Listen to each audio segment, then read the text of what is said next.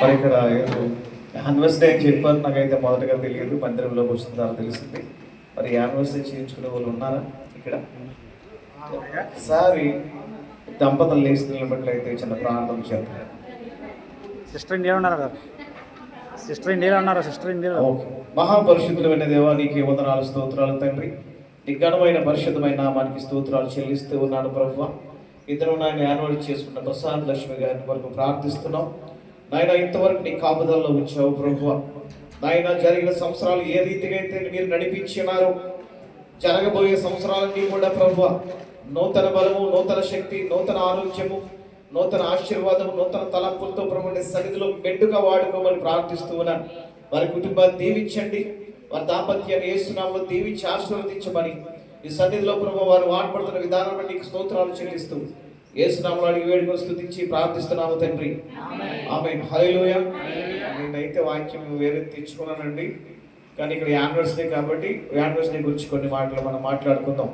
ఏప్రిల్కి రాసిన పత్రిక 13వ అధ్యాయము 4వ వచనం. ఏప్రిల్కి రాసిన పత్రిక 4వ అధ్యాయము 13వ అధ్యాయం 4వ వచనం.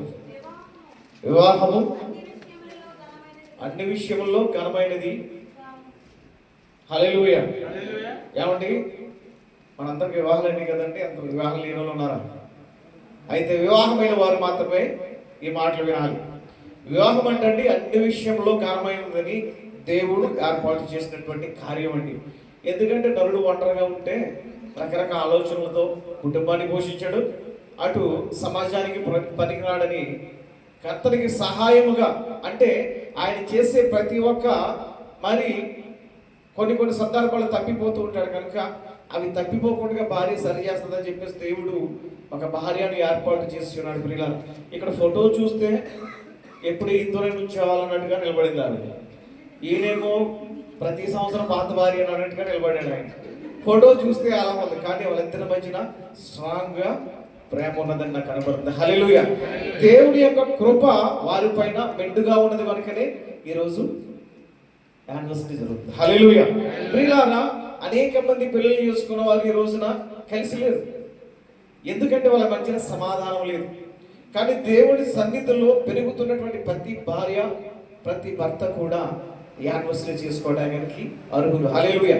పరిశుద్ధాత్మ దేవుడు వాళ్ళ జీవితాల్లో అద్భుత కార్యాలు చేస్తూ ఉన్నాడు కనుకనే వాళ్ళు నిలబడగలుగుతూ ఉన్నారు. ఎందుకంటే వాక్యం పట్ల, సన్నిధి పట్ల, మరి కుటుంబం పట్ల, బిడ్డల పట్ల ప్రత్యేకమైనటువంటి ప్రాధాన్యత వాళ్ళలో ఉంది. ఈ ప్రాధాన్యత ఏ బిడ్డలకైతే ఉంటుందో వాళ్ళ దాంపత్య జీవితంలో మరి సంతోషము, సమాధానం దేవుడు ఇస్తుంటాడు. ఆశీర్వాదం అండి. ఈ రోజుల్లో అనేక మంది భార్యలు మరి అనేక రీతిలుగా వాళ్ళు సంపాదిస్తూ, కుటుంబాన్ని పోషిస్తూ, భర్త గౌరవిస్తూ, మరి పెద్దవారికి గౌరవిస్తూ ఉన్నారు. కొంతమంది భార్యలు కానీ భర్తలు కానీ సంపాదనను బట్టి ఏం చేస్తున్నారంటే కుటుంబాలని పాడు చేసుకుంటూ ఉన్నారు. భర్త సరిగ్గా ఉంటే భార్య సరిగ్గా లేదు, భార్య సరిగ్గా ఉంటే భర్త సరిగ్గా లేడు. ఏమంటారు, ఏదైనా చెప్పినప్పుడు భర్త కష్టపడి ఇంటికి వచ్చినప్పుడు కొంతమంది భార్యలు మాకు అట్లాగా ఇట్లాగా పెట్టుకుంటారు. ఈయన వచ్చిన కానీ సురసులాడేస్తుంటాడు, ఎప్పుడు చూసినా మాకు మార్చుకుంటామని చెప్పేసి అంటుంటాడు. ఆవిడేమో పంచగట్టే వేస్తుంది. బండే అంటావా నువ్వు, ఎంతకాలం నుంచి ఇదేనా నా మీద ప్రేమ చూపిస్తున్నావు, ఎంతకాలం నుంచి కాపురం చేస్తున్నారని పిల్లలకి అన్నావు, ఈ రోజున నీ మాట అంటావని చెప్పేసి బ్యాగ్ అంటే అమ్మాయి ఇంటికి వెళ్ళిపోతూ ఉంటారు. హల్లెలూయా. మరి అమ్మగారు వాళ్ళు ఏమన్నా బుద్ధి చెప్పి పంపిస్తారంటే అని అంటాడా, నేను ఎంత కట్నం ఇచ్చాను, నేను ఎంత మాట అంటాడా, ఉండి కూడా 4 రోజులు అంటాడు. ఈ 4 రోజుల తర్వాత ఈవిడికి ఏమనిపిస్తుందంటే మా ఊరికి పంపించేలా లేరు, మా ఆయన వచ్చి ఇలా లేడు అని ఇంట్లో ఏదో కూడా పెట్టుకుని మళ్ళీ వెళ్ళిపోతుంటుంది. ప్రేమ ఉంటుంది కానీ మధ్య మధ్యలో అహంకారం అనేది కనబడుతూ ఉంటుంది అనమాట. ఎవరికి ప్రేమ లేదన్నా ఈ మధ్యన ఎవరైనా కనుక అలా అలిగి వెళ్ళిపోతుంటే కనుక జాగ్రత్త అండి, మళ్ళీ భర్త దగ్గర తిరిగే రావాలి. హల్లెలూయా. అందుకని తల్లిదండ్రులు విడిచిపెట్టి, అన్నదమ్ములు విడిచిపెట్టి, కుటుంబాన్ని విడిచిపెట్టి భర్తను హత్తుకోమన్నాడు ఆయన. భర్తను ఎందుకు హత్తుకోవాలంటే నువ్వు జీవించినంత కాలం నీ తల్లిదండ్రులు నీతో ఉండరు కనుక, నీ భర్త ఉంటాడు కనుక. ప్రియ సహోదరులారా, ప్రతి ఒక్కరు కూడా దాంపత్య జీవితాన్ని ఏ విధంగా గడపాలంటే అద్భుతంగా దేవుని యొక్క ప్రేమను, దేవుని యొక్క కృపను మనం పొందుకుని జరిపించుకోవాలి తప్ప మనకు నచ్చినట్లుగా ఉంటే కనుక ఆయన కృప కోల్పోతుంటాం. హల్లెలూయా. మనకి నచ్చినట్లుగా ఏనాడు కూడా కుటుంబాన్ని పోషించకూడదు. ఆయన సహాయాన్ని మనం కోరు. అందుకే వివాహం అన్ని విషయంలో ఘనమైనదని అని అంటున్నాడు ప్రియులారా. కోపపడేది కాదండి వివాహం అనేది, ఘనమైనది. మన జీవితము, మన బ్రతుకులు, మన దాంపత్య జీవితము, భార్య భర్తల మధ్య ఉండే స్నేహం ఎలా ఉండాలంటే ఎలా ఉండాలండి? పవిత్రంగా ఉండాలన్నది, ఘనమైనదిగా ఉండాలి. నువ్వు భర్తను విడిచిపెట్టి నువ్వు ఏదైనా ఉద్యోగానికి వెళ్ళినా కానీ, సమాజంలోకి వెళ్ళినా కానీ, భర్త కానీ వాళ్ళు చూసి ఎట్లా ఉండాలి తెలుసా? వీళ్ళ జీవితం చాలా అద్భుతంగా ఉంటుందండి. భర్తకు చాలా గౌరవిస్తుంది. ఉన్నతమైన స్థితిలో భార్య ఉన్నప్పటికీ కూడా భర్త మాట ఏమాత్రం కూడా జవదాటదు అనేటువంటి స్థితికి మనం వచ్చేయాలి. హల్లెలూయా. మనం అందరం అలాగే ఉన్నారనుకుంటున్నానండి. మరి దేవుడు మీ పట్ల అటువంటి కృప అనుగ్రహించాలని నేను ఎంతగానో కోరుకుంటూ ఉన్నాను. అయితే వేరొక మాట నేను తీసుకుంటాను, ఎందుకంటే నాకు ఇచ్చిన సమయం కంటే నేను త్వరగా వెళ్ళిపోవాలి. మా సంఘానికి కూడా సమయం అవుతుంది హవాలీ ప్రాంతంలో.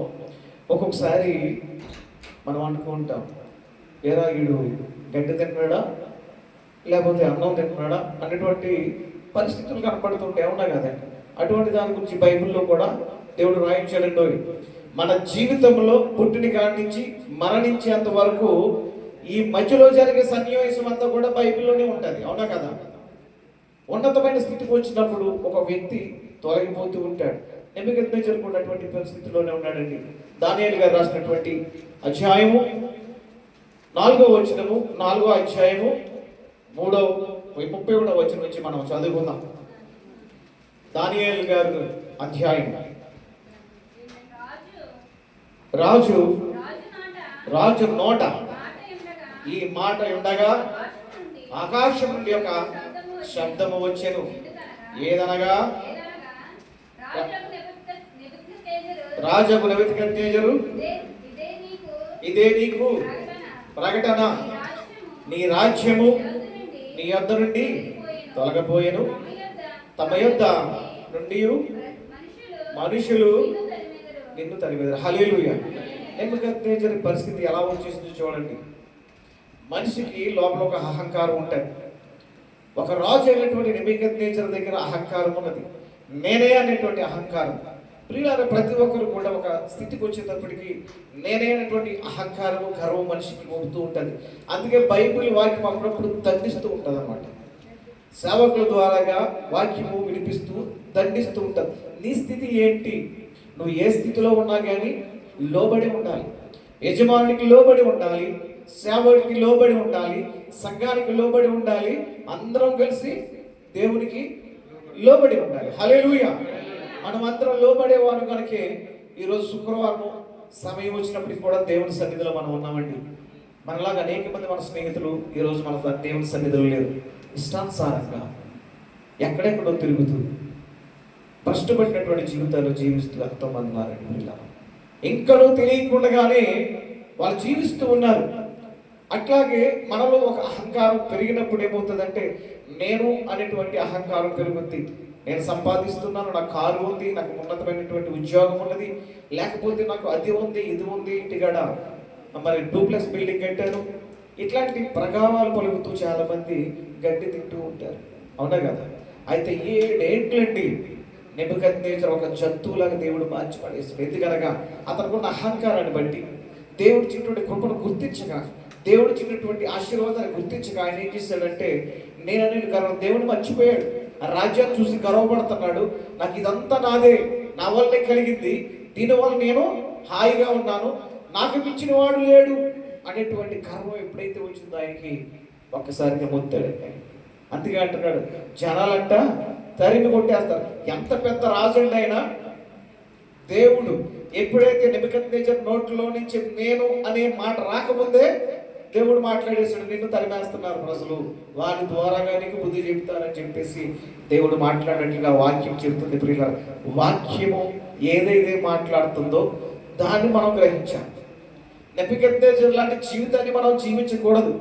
నీకు మంచి జీవితాన్ని దేవుడు ఇచ్చినప్పుడు దాన్ని ఎలా ఉపయోగించుకోవాలి, కుటుంబానికి ఏ విధంగా ఉపయోగపడుతుంది, సమాజానికి ఏ విధంగా ఉపయోగపడుతుంది, దేవుడి సన్నిధిలో ఉన్నాం సంఘానికి ఏ విధంగా ఉపయోగపడుతుంది మన జీవితం అన్నది మనం ఎప్పుడు కూడా ఆలోచించుకోవాలండి. ఆలోచించుకోకుండా నాకు ఉందా కదా అని చెప్పేసి ఎదుటివాడిని, పక్కవాడిని, అనుకున్నవాడిని, ఉన్నవాడిని, మన స్నేహితులని మనము కప్పి పెట్టేసి పనికిరాని వాళ్ళగా మనం చూసామనుకో, మన జీవితం ఎప్పుడు ఎలా మారిపోతుందో తెలియదండి. దేవుడు పట్టుకున్న చేపు నీ జీవితం బాగుంటుంది, దేవుడు ఇచ్చిన చేపు నీకు బాగుంటుంది. ఎప్పుడైతే దేవుణ్ణి మర్చిపోయి నాది అనే గర్వం నీకు వస్తుందో దేవుడు మొత్తుతాడు. మన చుట్టూ ఉన్న వాళ్ళు కూడా మనల్ని పట్టించుకోరు. అప్పుడు ఒకప్పుడు వీడు ఎలాగున్నాడండి, ఇప్పుడు ఎలాగున్నాడు. ఒకప్పుడు కళ్ళు కనపడలేదు వీడికి, వీడి బుద్ధి గడ్డి తిన్నది అంటే రీతిగానే నెబుకద్నెజరు చేత గడ్డి తినిపించాడంటే దేవుడు. హల్లెలూయా, హల్లెలూయా. వాక్యం వింటున్నా నువ్వు నేను ఏ స్థితిలో ఉన్నాం? గర్వంలో ఉన్నామా, అహంకారంలో ఉన్నామా, లేకపోతే తగ్గించుకుని దేవుడి చేత ఆశీర్వాదం చేత హెచ్చించుకునే వారిగా ఉన్నాం? తనను తాను తగ్గించుకునేవాడు హెచ్చింపబడినటువంటి మాట అనేక సందర్భాల్లో మనం వాడుతూ ఉంటాం, అవునా కదండి? ఎప్పుడు ఎవరైనా మనల్ని తిట్టినప్పుడు కొన్ని సందర్భాల్లో మనం సైలెంట్ అవుతాం, పర్వాలేదని తిట్టుకోండి అని అనుకోండి. కానీ కొంతమంది అయితే మామూలుగా ఉంటారండి, పంచగట్టు కట్టేసి తలుపులు అదే ఇసురేస్తారు, ప్లేట్లు ఇసురేస్తారు. మన సందర్భం కూడా జరిగింది. ఒక ఆవిడంట, ఒక ఆమె ఇల్లు ఖాళీ చేయమన్నది. అప్పుడు నేను దగ్గరగా సంప్రదించి రూమ్ ఖాళీ చేయమంటాను. ఆవిడేమో ఖాళీ చేయట్లే. నేను ఖాళీ చేయను, వెయిట్ చేసుకుంటా చేసుకో అంటాను.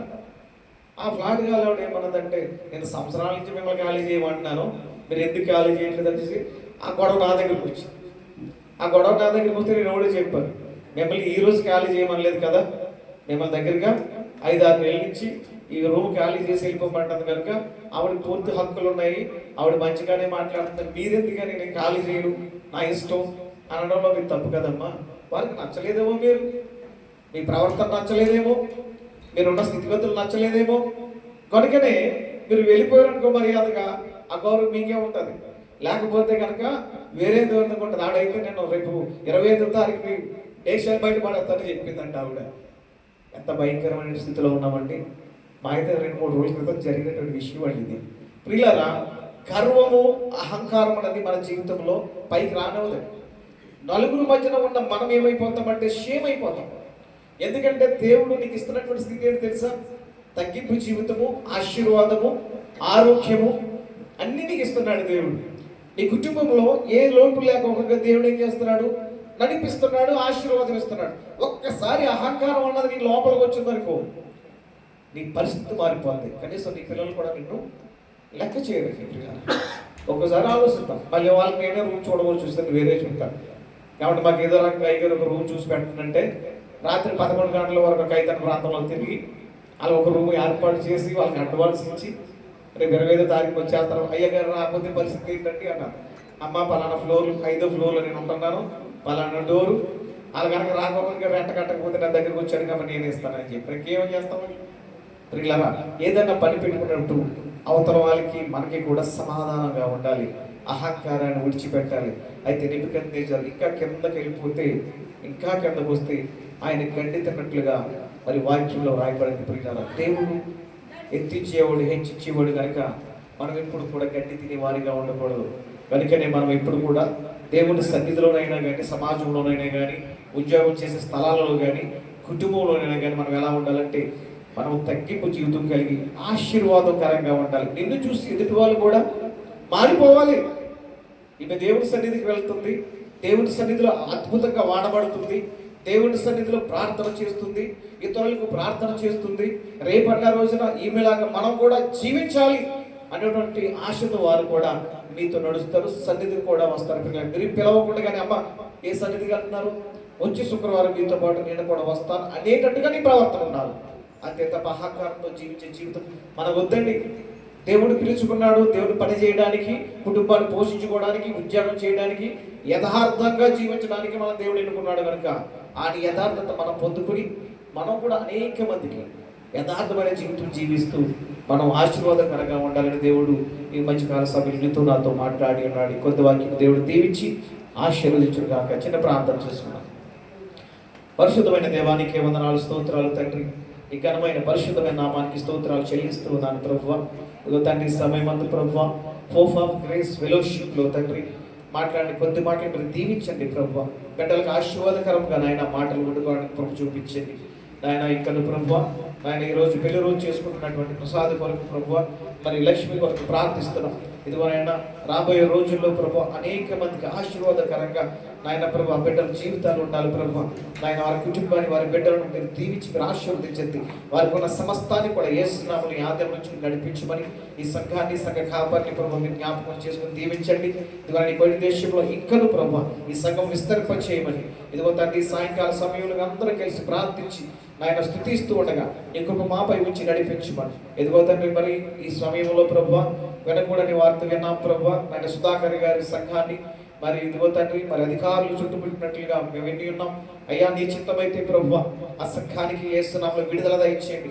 మరలా యథావిధిగా ప్రభు ఆ సంఘం ప్రభు అనేక మంది విశ్వాసులతో బిడ్డలతో ప్రభు ఆత్మలతో తండ్రి మళ్ళా నాయన ప్రారంభించుకోవడం నీకు కృప చూపించమని ప్రార్థిస్తున్నాను ప్రభు.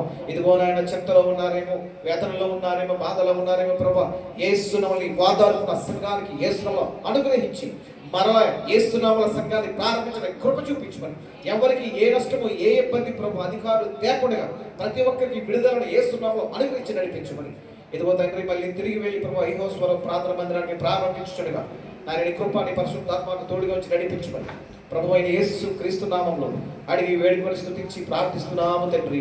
ఆమేన్ ఆమేన్ హల్లెలూయా. దేవునికి మహిమ కలుగుగాక. అందరికీ వందనాలమ్మ. దేవుని చిత్తమైతే మరొకసారి వచ్చి మీ మధ్యన వాక్యపరం చేస్తాను. హల్లెలూయా. దేవునికి మహిమ కలుగుగాక. చక్కటి సందేశాన్ని అందించిన దైవజనుల గారికి అలాగే సంఘం తరపున అందరూ ప్రత్యేక వందనాలు తెలియజేసుకుంటున్నాం. అదే సమయంలో అందరూ లేచి నిలబడినట్లయితే మన మధ్యలో ఉన్న శాంతరాయ కానుకలు పాట పాడతారు. హల్లెలూయా. దేవునికి స్తోత్రం. నీవు చేసిన ఉపకారములకు నేనేమి చెల్లింతును, నీవు చేసిన ఉపకారములకు నేనేమి చెల్లింతును. వేలాది దూడలనా వేలాది పొట్టేలనా వేలాది దూడలనా వేలాది పొట్టేలనా నీవు చేసిన ఉపకారములకు నేనేమి చెల్లింతును. వేలాది నదులంత విస్తార తైలము నీకిచ్చిన చాలునా, వేలాది నదులంత విస్తార తైలము నీకిచ్చిన చాలునా. గర్భఫలమైన నా జ్యేష్ఠ పుత్రుని నీకిచ్చిన చాలునా, గర్భఫలమైన నా జ్యేష్ఠ పుత్రుని నీకిచ్చిన చాలునా. వేలాది దూడలనా వేలాది పొట్టేలనా వేలాది దూడలనా వేలాది పొట్టేలనా నీవు చేసిన ఉపకారములకు నేనేమి చెల్లింతును. దేవునికి స్తోత్రం. హల్లెలూయా. హల్లెలూయా.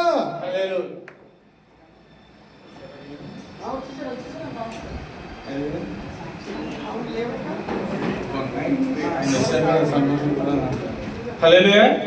సమయంలో పురుషులందరూ వచ్చి మన మధ్యలో ఉన్న దేవజనులు మోజీ గారి మన మధ్యలో ఉన్నారు. ఆయన వస్తుండగా చెప్పండి బట్టి ఆయన్ని ముఖ్యంగా ఆహ్వానించాలని ప్రభు పెట్టుకోవచ్చు. పురుషులందరూ రావాలండి.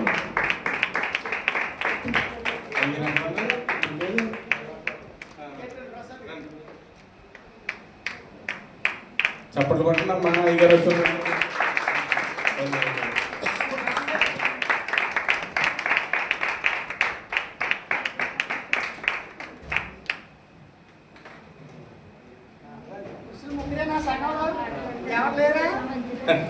దేవునికి స్తోత్రం.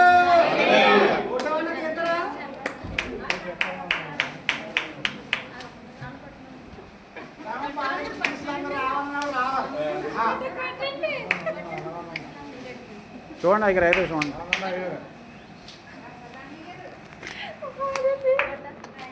రాత్రి తర్వాత పగలన్నారు.